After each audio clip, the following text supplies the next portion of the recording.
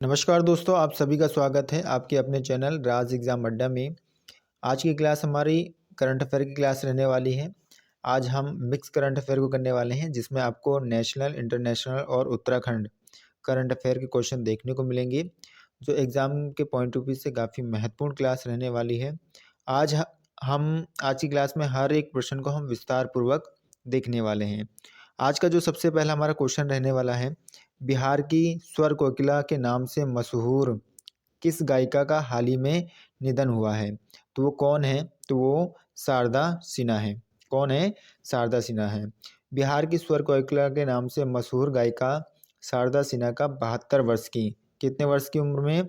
72 वर्ष की उम्र में इनका निधन हुआ है।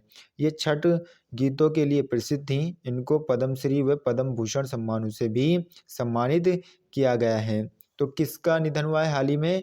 तो शारदा सिन्हा का निधन हुआ है। और ये कहाँ की स्वर कोकिला हैं? तो बिहार की स्वर कोकिला हैं। उनकी कितने वर्ष की उम्र में मृत्यु हुई है? तो 72 वर्ष की उम्र में इनकी मृत्यु हुई है। और ये छठ गीतों के लिए प्रसिद्ध थी। इनको पद्मश्री व पद्म भूषण सम्मान से भी सम्मानित किया गया है। अगले क्वेश्चन की ओर चलेंगे। अगला जो आज का हमारा क्वेश्चन रहने वाला है, पहला एशियाई बौद्ध शिखर सम्मेलन कहाँ आयोजित हुआ है? तो पहला एशियाई बौद्ध शिखर सम्मेलन दिल्ली में आयोजित हुआ है। कहाँ आयोजित हुआ भाई? तो दिल्ली में आयोजित हुआ है। पहला बौद्ध एशियाई शिखर सम्मेलन 5 से 6 नवंबर को, कब भाई? तो 5 से 6 नवंबर को दिल्ली में आयोजित हुआ है। इस सम्मेलन का विषय क्या है, या इस सम्मेलन का थीम क्या है? एशिया को मजबूत बनाने बुद्ध धर्म की भूमिका। थीम क्या है इसकी? तो एशिया को मजबूत बनाने बुद्ध धर्म की भूमिका। इसके मुख्य अतिथि कौन है? तो राष्ट्रपति द्रौपदी मुर्मू इसके मुख्य अतिथि थी। तो पहला एशियाई बौद्ध शिखर सम्मेलन कहाँ पर आयोजित हुआ? तो पहला एशियाई बौद्ध शिखर सम्मेलन दिल्ली में आयोजित हुआ। कब हुआ? 5 से 6 नवंबर को हुआ। मुख्य अतिथि कौन थे? तो राष्ट्रपति द्रौपदी मुर्मू थी। और थीम क्या था? तो एशिया को मजबूत बनाने बुद्ध धर्म की भूमिका इसकी थीम थी। अगले क्वेश्चन की ओर चलते हैं दोस्तों। अगला जो हमारा क्वेश्चन रहने वाला है, अगर उसकी हम बात करें, एशियाई विकास बैंक का नया सदस्य देश कौन बना है? किस बैंक का? एशियाई विकास बैंक का नया सदस्य देश कौन बना है? तो इसका नया सदस्य देश इजराइल बना है। एशियाई विकास बैंक का नया सदस्य देश जो बना है वो बना है इजराइल। ठीक है। और ये 69वां सदस्य देश है। कितना है? 69वां सदस्य देश है। 1966 में एशियाई विकास बैंक की क्या करी गई? स्थापना की गई। कब की गई? 1966 में एशियाई विकास बैंक की स्थापना की गई। और इसका हेडक्वार्टर कहाँ है? मनीला फिलीपींस में इसका हेडक्वार्टर है। और नया सदस्य देश कौन बना? तो इजराइल नया सदस्य देश बना है। अगले क्वेश्चन की ओर चलते हैं। अगला आज का हमारा जो क्वेश्चन रहने वाला है, महिला T20 विश्व कप का 2024 का खिताब किस देश ने जीता है? तो महिला T20 विश्व कप 2024 का खिताब महिलाओं में जो जीता है वो न्यूजीलैंड ने जीता है। किसने जीता है? तो न्यूजीलैंड के द्वारा जीता गया है। हराया किसको इन्होंने? तो अफ्रीका को इन्होंने हराया था। पुरुष का किसने जीता है? तो पुरुष का भारत ने जीता है। और इन्होंने भी किनको हराया भी? तो इन्होंने भी साउथ अफ्रीका को हराया है। ठीक है। तो महिलाओं में किसने जीता? महिलाओं में न्यूजीलैंड ने जीता। पुरुषों में किसने? भारत ने T20 विश्व कप 2024 को जीता है। और जो टीमें हारी कौन सी हैं? तो वो टीमें हैं हमारी साउथ अफ्रीका। अगले क्वेश्चन की ओर चलेंगे। अगला जो हमारा क्वेश्चन रहने वाला है, विश्व का पहला हाई एल्टीट्यूड स्पोर्ट्स सेंटर कहाँ स्थापित किया गया है? विश्व का पहला हाई एल्टीट्यूड स्पोर्ट्स सेंटर कहाँ पर स्थापित किया गया है? तो ये स्थापित किया गया है लेह लद्दाख में। अगर इसके उद्देश्य की बात करें तो 2028, कब? 2028 के पैरा ओलंपिक के लिए एथलीटों को तैयार करना इसका मुख्य उद्देश्य है। इसके अंदर अलग अलग पैरा ओलंपिक ट्रेनिंग की सुविधाएं उपलब्ध हैं। और यह विश्व का पहला पैरा स्पोर्ट सेंटर होगा। तो विश्व का पहला high altitude para sport centre Leh Ladakh में स्थापित हुआ है। ठीक है, ये याद रखना है। तो 2028 में जो पैरा ओलंपिक होंगे उनके लिए एथलीटों को यहाँ पर तैयार किया जाएगा, इसका ये महत्वपूर्ण उद्देश्य है।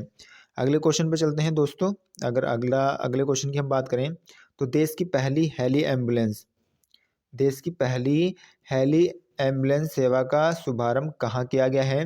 तो देश की पहली हेली एम्बुलेंस सेवा का शुभारंभ एम्स ऋषिकेश में किया गया है। कहाँ किया गया है दोस्तों? तो एम्स ऋषिकेश में किया गया है।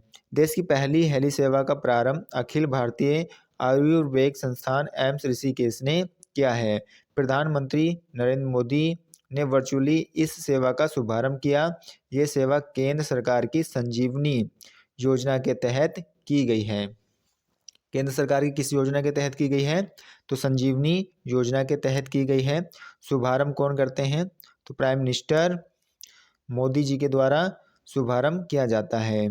और देश की पहली हेली सेवा का प्रारंभ अखिल भारतीय आयुर्वेद संस्थान एम्स ऋषिकेश से किया गया है। तो देश की पहली हेली एम्बुलेंस सेवा का शुभारंभ कहाँ किया गया? तो एम्स ऋषिकेश में किया गया है।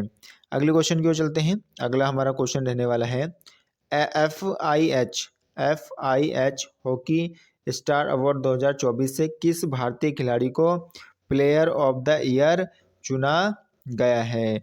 तो जो चुना गया है हरमनप्रीत सिंह को। किनको चुना गया है? तो हरमनप्रीत सिंह को FIH हॉकी स्टार अवार्ड 2024 से चुना गया है प्लेयर ऑफ द ईयर। इसके साथ साथ हमें ये भी बात याद रखना है कि FIH हॉकी स्टार अवार्ड 2024 से हरमनप्रीत सिंह को player of the year award से सम्मानित किया गया है, जो भारतीय हॉकी टीम के कप्तान हैं। पूर्व गोलकीपर PR श्रीजेश को गोलकीपर ऑफ द ईयर चुना गया है। क्या चुना गया है? गोलकीपर ऑफ द ईयर चुना गया है। अगले क्वेश्चन की ओर चलेंगे। अगला हमारा जो क्वेश्चन रहने वाला है, अगर उसकी हम बात करें 2024 और 26 के लिए 2024-26 के लिए अंतर्राष्ट्रीय सौर गठबंधन अंतर्राष्ट्रीय सौर गठबंधन का अध्यक्ष किसे चुना गया है? ये पूछा गया है दोस्तों हमसे, तो भारत को चुना गया है। 2024-26 के लिए अंतर्राष्ट्रीय सौर गठबंधन का अध्यक्ष भारत को चुना गया है। 2024-26 के लिए अंतर्राष्ट्रीय सौर गठबंधन का अध्यक्ष हमारे भारत को चुना गया है, जो यह ISA का एक भाग है। ठीक है, यानी कि अंतर्राष्ट्रीय सौर गठबंधन जो कि भाग किसका है? ISA का भाग है। ISA की स्थापना कभी? तो 2015 में इसकी स्थापना की जाती है। और इसका हेडक्वार्टर कहाँ है? तो इसका हेडक्वार्टर गुरुग्राम हरियाणा के अंदर है। हाल ही में 101वें देश के रूप में नेपाल को शामिल किया गया है इस संगठन के अंदर। ठीक है, अगले क्वेश्चन की ओर चलते हैं। अगला जो हमारा क्वेश्चन देने वाला है, देश का पहला राइटर्स विलेज कहाँ खोला गया है? देश का पहला राइटर्स विलेज कहाँ पर खोला गया है? तो देश का पहला राइटर्स विलेज जो खोला गया है वो देहरादून के अंदर खोला गया है। देश का पहला राइटर्स विलेज उत्तराखंड के धानो गांव में खोला गया है। इसका उद्घाटन राष्ट्रपति राम नाथ कोविंद और उत्तराखंड के राज्यपाल जनरल गुरमीत सिंह और माननीय मुख्यमंत्री पुष्कर सिंह धामी ने संयुक्त रूप से किया है। इस पहल की शुरुआत पूर्व मुख्यमंत्री रमेश पोखरियाल निशंक ने की थी। ठीक है, इस पहल की शुरुआत किसने की थी? तो पूर्व में जो मुख्यमंत्री थे रमेश पोखरियाल निशंक, उनके द्वारा शुरुआत की गई थी। और संयुक्त रूप से किन्होंने इसका शुभारंभ किया है? तो प्राइम मिनिस्टर रामनाथ कोविंद और उत्तराखंड के गवर्नर गुरमीत सिंह और CM माननीय पुष्कर सिंह धामी जी के द्वारा किया गया है। तो देश का पहला राइटर्स विलेज कहाँ खोला गया है? तो देश का पहला राइटर्स विलेज देहरादून के अंदर खोला गया है। अगले क्वेश्चन की ओर चलेंगे। अगला जो हमारा क्वेश्चन रहने वाला है, भारत का पहला एनालॉग अंतरिक्ष मिशन कहाँ लॉन्च किया गया है? भारत का पहला एनालॉग अंतरिक्ष मिशन कहाँ पर लॉन्च किया गया है? तो ये लॉन्च जो किया गया है लेह के अंदर किया गया है। भारत का पहला एनालॉग अंतरिक्ष मिशन लेह के अंदर लॉन्च किया गया है। इसका उद्देश्य इसरो के द्वारा लेह लद्दाख में लॉन्च किया गया है। इसका उद्देश्य क्या है? तो अंतरिक्ष में मौजूद चुनौतियों का अध्ययन करना इसका क्या है? उद्देश्य है। जो अंतरिक्ष में मौजूद चुनौतियां हैं उनका क्या करना है अभी? उनका अध्ययन करना है। ठीक है, तो भारत का पहला एनालॉग अंतरिक्ष मिशन लेह लद्दाख में लॉन्च किया गया है। अगले क्वेश्चन की ओर चलते हैं। अगला जो आज का हमारा क्वेश्चन रहने वाला है, अगर उसकी हम बात करेंगे तो 16वीं ब्रिक्स समिट का आयोजन कहाँ किया गया है? कौन सी? तो 16वीं ब्रिक्स समिट का आयोजन कहाँ किया गया है? तो इसका जो आयोजन किया गया है कजान रूस के अंदर। कहाँ किया गया है? तो कजान रूस के अंदर इसका आयोजन किया गया है। तो ये 16वीं ब्रिक्स समिट सम्मेलन था जिसका आयोजन कजान रूस के अंदर किया गया है। थीम क्या है? न्याय संगत वैश्विक विकास और सुरक्षा के लिए बहुपक्षवाद को मजबूत करना इसकी क्या है? तो इसकी थीम है। ठीक है, तो ये बातें भी हमें इस क्वेश्चन से याद रखनी है। अगले क्वेश्चन की ओर चलते हैं। अगला क्वेश्चन हमारा जो रहने वाला है, अगर उसकी बात करें, उत्तराखंड के किस जिले में धन्यवाद प्रकृति नाम से अभियान शुरू किया गया है? उत्तराखंड के किस जिले में धन्यवाद प्रकृति नाम से अभियान शुरू किया गया है? तो ये अभियान उत्तरकाशी में, उत्तराखंड के उत्तरकाशी जिले में धन्यवाद प्रकृति नाम से अभियान शुरू किया गया है। इसमें युवक मंगल दल के 30 युवा साथी, कितने? 30 युवा साथी रोज 2 घंटे स्वास्थ्य अभियान चला रहे हैं। जुलाई 2024 से यह यहाँ लोग इस कार्य को कर रहे हैं। महत्वपूर्ण इसलिए है क्योंकि प्रधानमंत्री नरेंद्र मोदी ने मन की बात में इस अभियान का जिक्र किया है। तो उत्तराखंड के किस जिले में धन्यवाद प्रकृति नाम से अभियान शुरू किया गया है? तो उत्तरकाशी जिले में धन्यवाद प्रकृति नाम से अभियान की शुरुआत की गई है। मन की बात में किसने चर्चा की है? तो प्राइम मिनिस्टर के द्वारा मन की बात में चर्चा की गई है। अगले क्वेश्चन की ओर चलेंगे। अगला जो हमारा क्वेश्चन रहने वाला है, बुकर पुरस्कार 2024 से किसे सम्मानित किया गया है? तो बुकर पुरस्कार 2024 से जो सम्मानित हुए हैं सामता हार्वे को सम्मानित किया गया है बुकर पुरस्कार 2024 से। हाल ही में बुकर पुरस्कार 2024 से ब्रिटेन की लेखिका सामता हार्वे को दिया गया है। उन्हें उनके उपन्यास ओवर बिटल के लिए 2024 बुकर पुरस्कार से सम्मानित किया गया है। साहित्य के ग्लोबल के बाद दूसरा सर्वोच्च पुरस्कार बुकर पुरस्कार है। दूसरा साहित्य का सबसे बड़ा ये पुरस्कार है। अगले क्वेश्चन की ओर चलते हैं। अगला क्वेश्चन हमारा है, रक्षा अंतरिक्ष एजेंसी द्वारा आयोजित पहला अंतरिक्ष अभ्यास 2024 कहाँ शुरू हुआ है? तो ये जो शुरू हुआ है नई दिल्ली के अंदर। कहाँ पर? नई दिल्ली के अंदर शुरू हुआ है। रक्षा अंतरिक्ष एजेंसी द्वारा पहला अंतरिक्ष अभ्यास 2024 नई दिल्ली में चला है। यह अभ्यास 11 से 13 नवंबर 2024 तक चला। कब से कब तक? 11 से 13 नवंबर 2024 तक चला। कहाँ पर चला? तो यह अभियान दिल्ली के अंदर चला है। तो ये बात हमें याद रखनी है। अगले क्वेश्चन की ओर चलेंगे। अगला जो हमारा क्वेश्चन रहने वाला है, अगर उसकी बात करें, संयुक्त राष्ट्र का 19वां वार्षिक जलवायु सम्मेलन किसका भाई?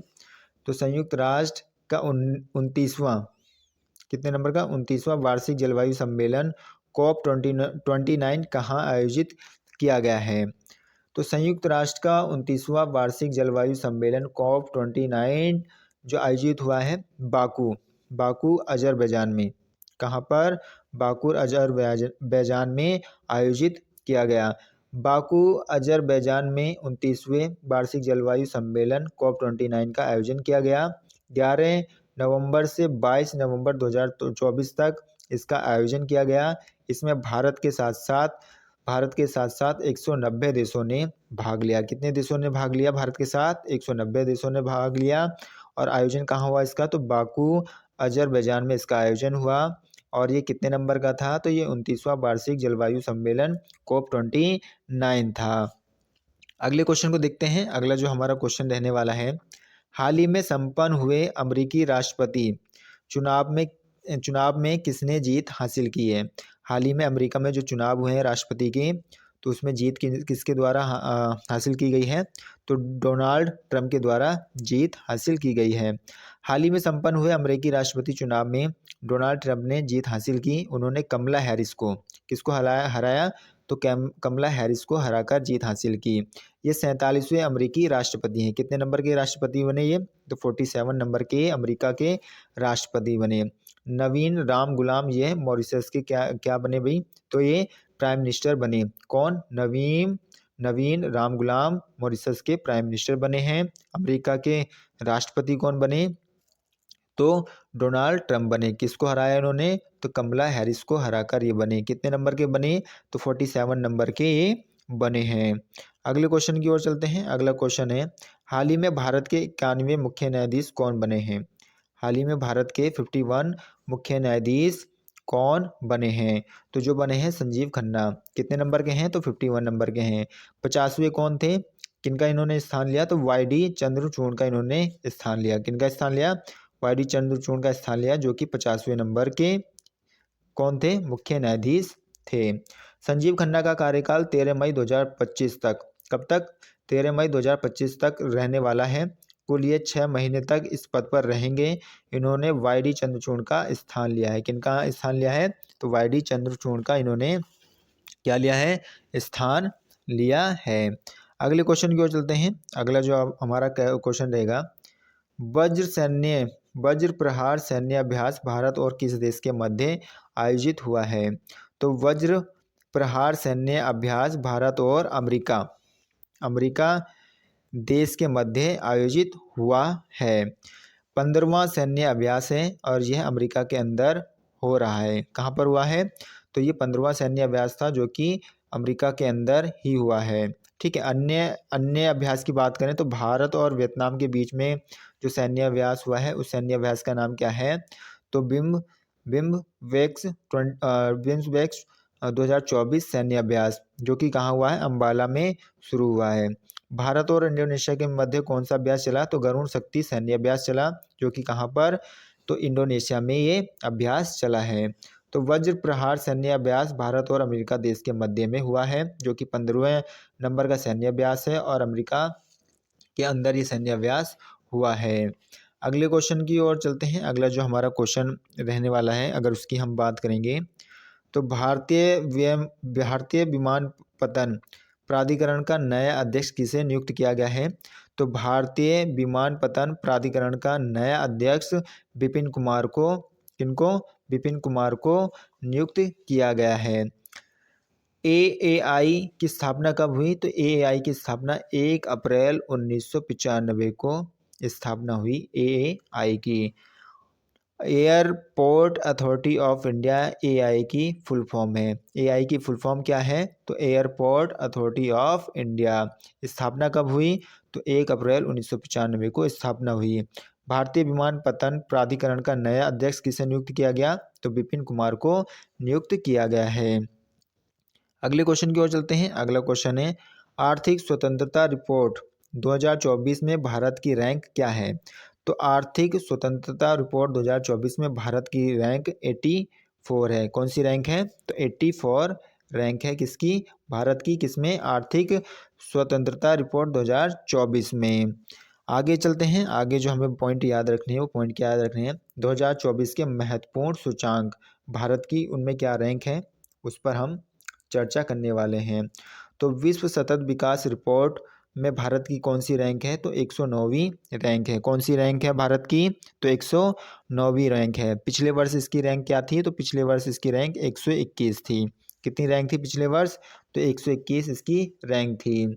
विश्व सतत विकास रिपोर्ट में भैया पहले स्थान पर कौन है? तो पहले स्थान पर फिनलैंड है। और सेकंड पोजीशन किसका है? तो सेकंड पोजीशन स्वीडन का है। अगला पॉइंट को देखेंगे। अगला पॉइंट है विश्व प्रेस स्वतंत्रता सूचकांक में भारत की रैंक कितनी है? तो भारत की 159 रैंक है। कितनी रैंक है भारत की? तो 159 रैंक है 2024 में। फर्स्ट पोजीशन पर कौन सा है? तो फर्स्ट पोजीशन पे नॉर्वे है। विश्व खुशहाली सूचकांक में भारत की रैंक कितनी है? तो विश्व खुशहाली सूचकांक में भारत की रैंक 126वीं है। कितनी रैंक है? 126वीं रैंक है। और पहले स्थान पर फिनलैंड है। मानव विकास सूचकांक में भारत की रैंक कितनी है? तो मानव विकास सूचकांक में भारत की रैंक 134वीं है। कितनी है? 134वीं रैंक है। और पिछले वर्ष कितनी रैंक थी? तो पिछले वर्ष 132 रैंक थी मानव विकास सूचकांक में भारत की रैंक। पहले स्थान पर कौन है? तो पहले स्थान पर स्विट्जरलैंड है। अगले पॉइंट को देखेंगे तो वैश्विक नवाचार सूचकांक में भारत की रैंक कितनी है? तो 39वीं रैंक है। कितनी रैंक है? वैश्विक नवाचार सूचकांक में तो भारत की रैंक 39वीं रैंक है। पिछले वर्ष रैंक कितनी थी? तो पिछले वर्ष 40 रैंक थी। पिछले वर्ष कितनी थी? तो 40 रैंक थी। पहले स्थान पर इस वर्ष में कौन है? तो स्विट्जरलैंड पहले स्थान पर है। अगला पॉइंट देखेंगे, ग्लोबल जेंडर गैप इंडेक्स में भारत की रैंक कितनी है? तो 129वीं है। ग्लोबल जेंडर गैप इंडेक्स में भारत की रैंक कितनी है? तो 129वीं रैंक है। और इस वर्ष पहले स्थान पर कौन है? तो आइसलैंड है। कौन सा है पहला स्थान पर? आइसलैंड है। अगले पॉइंट की ओर चलते हैं। अगला जो हमारा पॉइंट रहने वाला है, वैश्विक शांति सूचकांक में किसकी? भारत की रैंक किसमें? वैश्विक शांति सूचकांक में भारत की रैंक कितनी है? तो 116वीं है।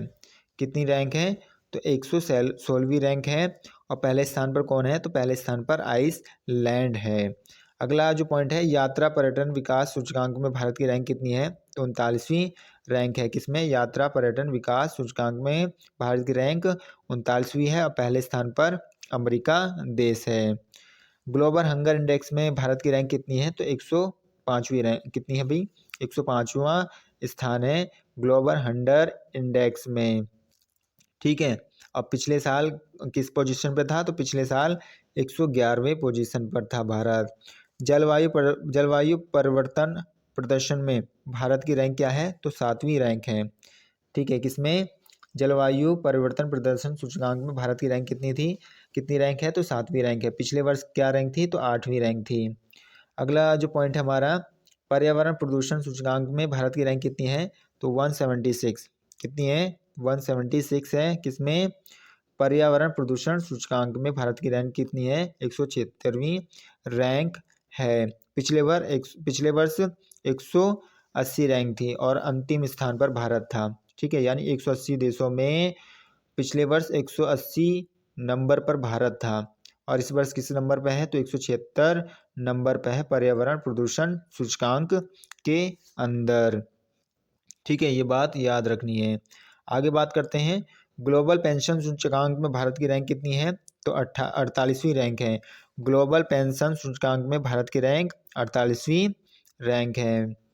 और पहले स्थान पर कौन सा है? तो पहले स्थान पर नीदरलैंड है। हेनले पासपोर्ट इंडेक्स में भारत की रैंक 22वीं रैंक। कौन सी रैंक है? 82 रैंक है। पिछले साल किस रैंक पे था? तो पिछले साल 85 रैंक पर था भारत। पहले स्थान पर इस वर्ष में कौन है? तो सिंगापुर पहले स्थान पर है। विश्व प्रतिस्पर्धा सूचकांक में भारत की रैंक क्या है? तो 40वीं रैंक है। विश्व प्रतिस्पर्धा सूचकांक में भारत की रैंक जो है वो 40वीं है। पिछली वर्ष कितनी थी? तो 37 रैंक पर था भारत। विश्व साइबर अपराध सूचकांक में भारत की रैंक कितनी है? तो 10वीं रैंक है। पहले स्थान पर कौन सा है? तो पहले स्थान पर रसिया है। और सेकंड स्थान पर यानी सेकंड पोजीशन पर कौन है? तो यूक्रेन है। विश्व साइबर अपराध सूचकांक में भारत की रैंक 10वीं रैंक और पहले स्थान पर रसिया और सेकंड पोजीशन पर यूक्रेन है। तो ये कुछ महत्वपूर्ण क्या थे हमारे? ये महत्वपूर्ण इंडेक्स हैं और भारत की क्या पोजीशन है 2024 में। ठीक है। उन चीज़ों के ऊपर हमने डिस्कस किया। अगर आपको दिसंबर 2023 से और 2024 के महत्वपूर्ण करंट अफेयर देखने हैं तो हमने एक प्लेलिस्ट बना रखी है, उत्तराखंड करंट अफेयर 2023-24। उसमें बीते हुए सभी करंट अफेयर उत्तराखंड के मिल जाएंगे, तो उनको देखना ना भूलें। आशा करूंगा आप सभी को आज की क्लास अच्छी लगी होगी। अगर आपको क्लास अच्छी लगी है, लाइक शेयर एंड सब्सक्राइब करना ना भूलें। Thank you.